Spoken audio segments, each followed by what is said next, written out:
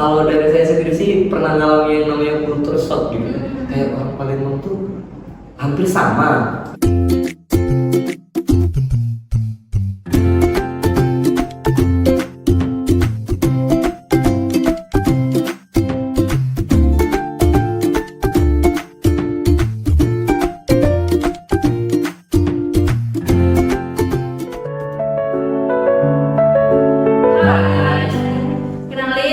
Nur Hidayati Mutmainah, bisa dipanggil Nur. Aku berkuliah di kota yang sama dan tempat tinggal. Kalau kalian mau tahu kita kuliah di mana, kita tuh berdua kuliah di salah satu kota tertua di Indonesia yaitu Palembang. Nah, kalau Kak Nur tadi berasal dari kota Palembang, kalau saya sendiri itu berasal dari kota yang jauh, yaitu kalau kalian tahu Singapurnya Indonesia, ya, nah, kota Batam. Kota Batam adalah kota kelahiran aku. Sebelumnya perkenalkan, nama aku Dedi Ramadan dan aku sedang kuliah di salah satu universitas di Kota Palembang, yaitu UIN Raden Patah Palembang tercinta. Dan aku pastinya merantau di sini karena kebetulan aku di Palembang itu nggak punya saudara. Jadi aku di sini ngekos dan ya aku menjalani aktivitasku seperti mahasiswa pada umumnya, yaitu mahasiswa perantauan gitu. Kalau boleh tahu Kak Nur ini rumahnya berarti jauh ya dari kampus sebenarnya? Lumayan. Aku biasanya ke kampus itu kisaran 30 menit. Wow, cukup jauh guys. Nah, berbeda dengan Kak Nur, kalau aku sendiri kebetulan aku tuh ngekos yaitu di salah satu kos-kosan yang pastinya kita cari di dekat kampus. Karena apa? Benar, karena kita demi mengirit pengeluaran. Salah satunya itulah tips aku untuk bisa menggunakan waktu dan kebutuhan aku menghemat biaya. Ya benar, menghemat biaya agar aku tuh lebih enak gitu loh. Ya, jadi nggak ribet, nggak capek, nggak panas-panasan jauh-jauhan gitu kan.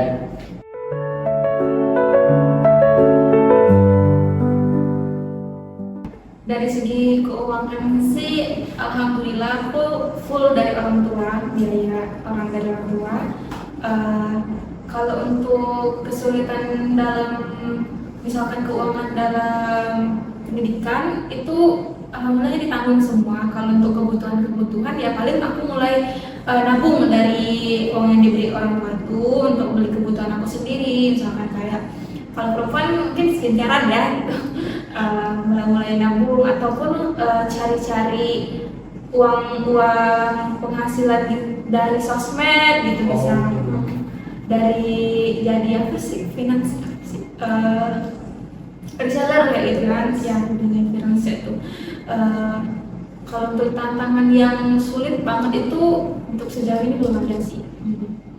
Nah, kalau Kak Nur tadi kan kebetulan tantangannya sedikit kurang tertantang gitu ya.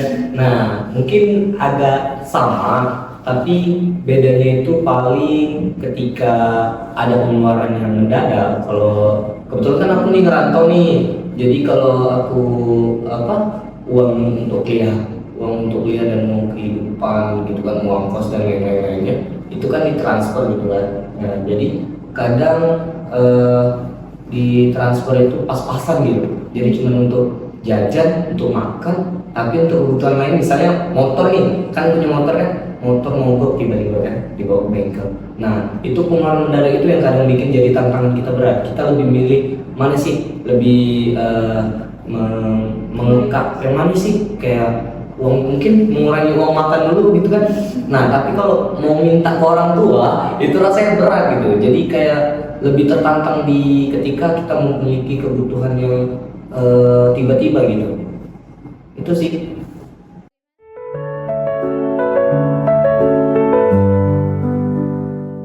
Nah, kebetulan kalau aku tuh udah duluan mulai merantau itu sejak SMP.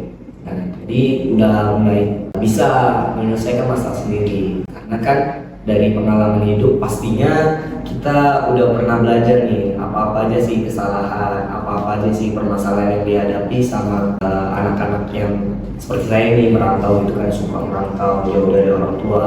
Jadi ya pastinya lebih mandiri dan pastinya punya solusi tersendiri dalam mengatasi masalah-masalah yang dihadapi gitu. Oke, mungkin kalau dari aku karena aku dari kecil udah tinggal dari orang tua, belum pernah ngerantau sama sekali.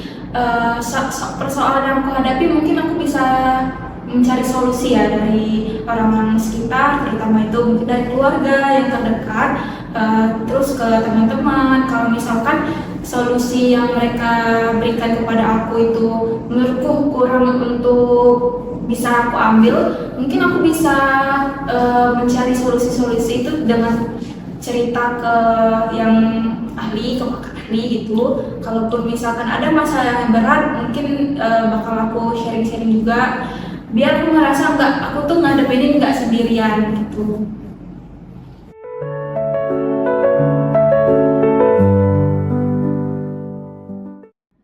Nah, jadi setiap orang itu pasti punya tanggung jawabnya masing-masing. Kita bisa lihat dari prioritas kita, terutama sekarang kan untuk kita sekarang lagi jalan kuliah nih, kita harus lihat tanggung jawab kita berarti sebagai mahasiswa. Kita harus melihat juga situasi dan kondisi di sekitar. Selain menjadi mahasiswa, apakah kita ngikutin organisasi ataupun ikut event-event tertentu gitu kan, yang dimana itu membuat kita berinteraksi dengan banyak orang, sehingga itu bisa buat pengalaman untuk diri kita tuh nggak takut ketemu banyak orang, dan lingkup sosialisasi kita juga bisa luas gitu ya. Nah, dan itu bisa menumbuhkan rasa percaya diri dan juga kemandirian dari setiap orang gitu sih. Kalau dari aku sendiri sih tentang kemandirian dan tanggung jawab, pastinya aku dituntut untuk mandiri, dan pastinya aku dituntut juga untuk bertanggung jawab atas apa yang sudah aku lakukan. Karena kan dari didikan orang tua sendiri, kalau aku tuh udah diajari bahwa apa yang sudah aku buat itu yang akan aku terima nantinya. Jadi pesan-pesan orang tua pastinya jadi salah satu patokan aku untuk berbuat sesuatu agar aku tuh bertanggung jawab atas apa yang sudah aku lakukan gitu. Nah, kebetulan for your information, aku tuh di sini tuh tidak sendiri sih sebenarnya. Sebenarnya aku tuh kuliah tuh bareng adik aku.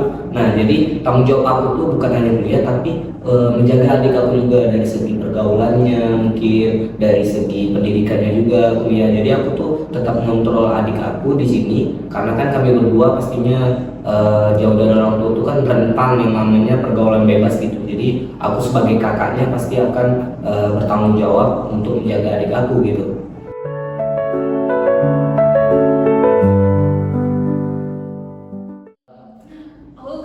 Kesempatan untuk merantau, pasti senang banget sih, karena itu bisa membuat experience baru ya, pengalaman-pengalaman baru yang bisa membuka pemikirannya lebih luas, dan juga bisa melihat kayak misalkan ada istiadat yang ada di tempat kita bakal ngerantau tuh, ternyata ini belum pernah aku lihat nih sebelumnya gitu, jadi pelajaran yang baru.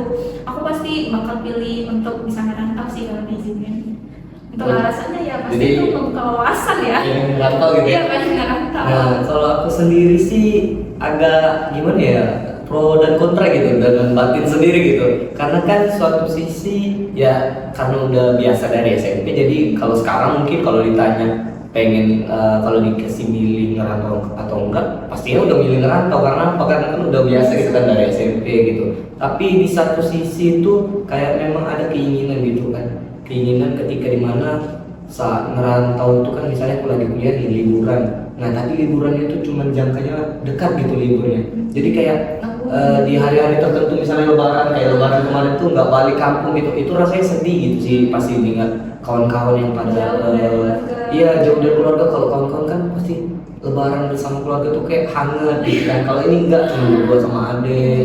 Tapi untungnya iya benar itu. Tapi untungnya kan zaman sekarang sudah ada yang namanya bisa video call gitu kan. Jadi mungkin tertutupi oleh itu. Jadi kalau disuruh ngerantau atau enggak, ya jawabannya milih ngerantau masih. Karena lebih betul tadi kata Kak Nur, bisa menambah wawasan, bisa menambah pengalaman tentunya gitu.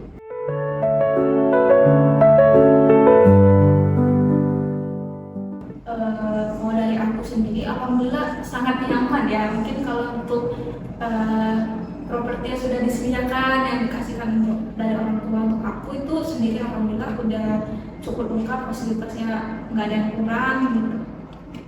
Kalau aku selaku anak kos, pastinya seluruh anak kos paham nih apa aja yang menjadi tantangan jadi anak kos itu. pasti kenyamanan itu kita cari-cari itu tuh mau nyaman gak nyaman tetap lanjutkan terus. Kalau kata orang Palembang, lantak lah. Nah, jadi pastinya kenyamanan itu sebenarnya penting ya untuk kita, karena kan kita harus menjaga kesehatan tubuh kita pastinya. Tapi karena tuntutan kita yang jauh dari orang tua, pastinya perabotan rumah itu tidak seperti ya kos-kosan kita itu tidak seperti yang di rumah gitu. Pasti perabotannya ada yang kurang gitu, dari segi misalnya kasur gitu, nyamannya kasur kos dengan nyaman kasur di rumah kan pastinya beda gitu. Terus segi masakan gitu, masakan orang tua tuh kan pasti bikin lagi terus. Tapi kalau kita kos sendiri itu masak sendiri itu masih kurang enak gitu. Tapi itu tuh bisa jadi pengalaman gitu jadinya, kan kita jadinya mandiri gitu, masak sendiri, buat olah-olahan sendiri, karena kan pasti bosan gitu sendiri di kos kan, apalagi berdua dengan adik saya tuh kan kebetulan cowok juga nih. Nah, sama-sama cowok pula pastinya bingung mau ngapain, masak apa, bingung karena kan perabotannya kurang lengkap gitu. Kalau mau beli terus boros ya Iya, jadi boros kalau beli terus kan.